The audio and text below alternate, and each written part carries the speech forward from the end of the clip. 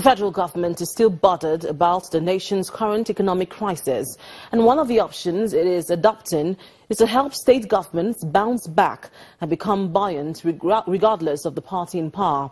The acting president, Professor Yemi Osinbajo, says government has also introduced transparency to the management of the Federation account to ensure all monies due are remitted. He was speaking at the Progressive Governors Forum Parley in Kebbi State. Let me say that the future belongs to the progressive tendencies in our polity. The future belongs to us. Our electoral success in 2015 was not a fluke. It was the product of a dialectic process in the Nigerian polity that eventually threw up the forces that have stood with and for the Nigerian people for decades. Represented mainly by the popular support for our party led by President Muhammadu Buhari. Our management of that success has not been perfect, but the people have not lost faith in us. They understand that the task of clearing decades of debris will take time. But we must also jointly keep faith with them. The people expect us to deliver on all of what we have promised. They expect a better life. We have assured them of a better life. And I can say for all of us who are present here, all of us in the Progressive Forum, that we will deliver a better life to the people of Nigeria. 2 days after 2 persons were reportedly electrocuted following power surge in Sabon Nasarawa area of Minna, the Niger state capital, residents and others who sustained various degrees of injury are still finding it hard to get out of shock. They have been recounting their ordeal, saying they want relevant authorities to come to their aid in fixing the source of the surge and the damaged electrical appliances. It's days after, and the residents of Sabon Nasarawa C in Chanchaga local government area of Niger State are still in shock from the disaster that rocked their community. The mayhem caused by the multiple power surge is still evident in their homes. Blown out televisions and freezers. The injured nurse their wounds, glad to be alive. But the memory is still painful. I put her near the fridge. So what I just hear, the light as it just falls for the fridge, just throw me up. I can't get up to sit down. And so I hold this my son for leg. All the whole house now say they shake with fire. And that's how I begin to shout. This young man was knocked into coma after being flung by the force of the current and can only relate what he was told. I just saw myself in the hospital. So when I wake up, they now started telling me what happened. That our house is on the accident. So I went inside the house and saw a lot of things that are burned there. So that is the only thing that I can't remember. More traumatic is the loss of lives, which the residents say could have been avoided if the distribution company had acted promptly. They are incensed. This thing has happened in 2005 and still repeats itself again. So we don't know what is going on. Called on NEPA in order to, put off the light. For more than 20 minutes, the light was not put off. I can say that this is part of the inability of failure of NEPA or the power holding company to put off the light at the right time, at the time they were alerted. I think it's a shortcoming on the part of the power company, and we are losing confidence in the power company because our lives are in risk. The regional manager of the company makes attempt at explaining the delayed response. You see, that cause, it depends on the person they call. The contact person may not be the right person because what normally calls, we call dispatch, who is in control. Then the person they call now we call. the dispatch. So if we call somebody that is not on dispatch, the time of response may be slow. The incident will for a long time remain a hard pill for the people to swallow.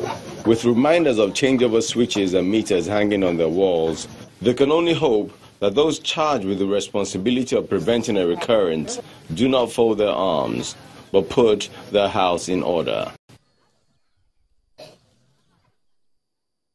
The agitations across the country for the restructuring of Nigeria appears to be putting pressure on federal lawmakers.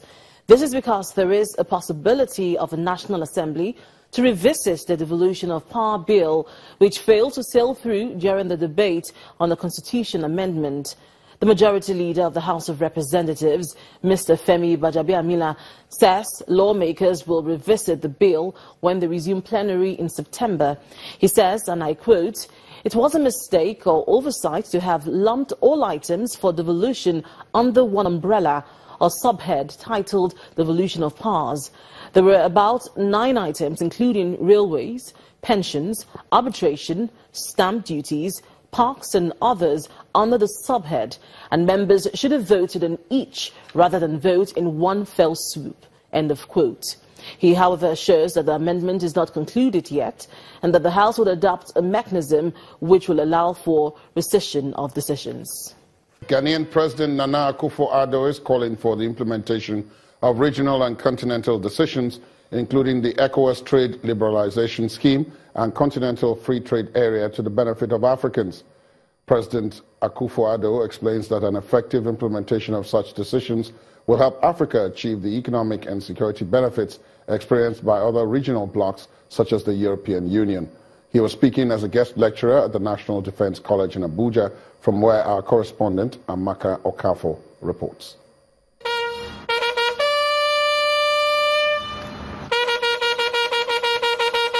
President Nana Akufo-Addo of Ghana inspecting the Guard of Honor mounted for him at the graduation lecture for course 25 of the National Defense College. The Ghanaian president is the guest lecturer for this year's graduation ceremony at the college. Speaking on the topic Africa's economic integration and regional security, President Akufo-Addo said African leaders must be more proactive in making Africa a stronger economic bloc. The way forward is to implement regional and continental decisions, such as the ECOWAS trade liberalization scheme and the continental free trade area, recognizing that ultimately the benefits are in everyone's interest. Additionally, all governments in the region and continent need to collaborate to ensure that the countries of Africa adhere to and maintain common values of governance, i.e., the principles of democratic accountability, respect for individual liberties and human rights, and the rule of law. The Ghanaian leader blames Africa's economic woes on poor leadership and charges Nigeria to play a leading role in reversing this challenge. Our problem over the years, I suggest, has been leadership. The implementation of these plans has been left to well-meaning technocrats and bureaucrats. However well-meaning they may be, our region and continent cannot make the bold, transformative changes they need to make without visionary political leadership. We need leadership that is focused on the region and on the continent, and not on individual countries. The Ghanaian president acknowledges the cooperation amongst African countries in the fight against terror and insecurity, but concludes that such commitments should spur a collective drive towards an integrated and united Africa. Amaka Okafo, Channels Television. Before leaving for the National Defense College, the Ghanaian president, Nana Akufo-Addo, was at the presidential villa where he met with the acting president, Professor Yemi Osinbajo. The visit lasted for about 5 minutes, but both leaders did not speak to the press on the outcome of their discussions. Last June, President Akufo-Addo was in Nigeria and he held bilateral talks with the acting president.